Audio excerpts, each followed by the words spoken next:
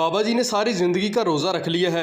रोटी खाए हुए बाबा जी को 21 बरस बीत गए हैं। इनके जिस्म में फुर्ती इतनी है कि ये अक्सर औकात दौड़ते नजर आते हैं और दौड़ लगाकर अपनी मंजिल की तरफ जाते हैं। अक्सर औकात ये दरख्त के लटके रहते हैं।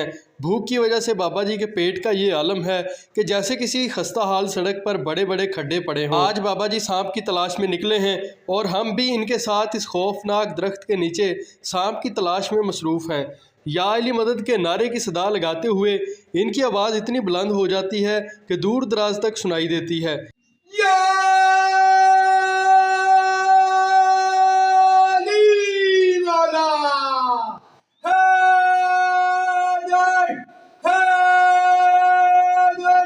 हैदर, या अली मौला। या अली मदद के नारे ने कई बार बाबा जी को मौत के मुंह से बचाया। एक बार तो बाबा को समुंदर ने अपनी लपेट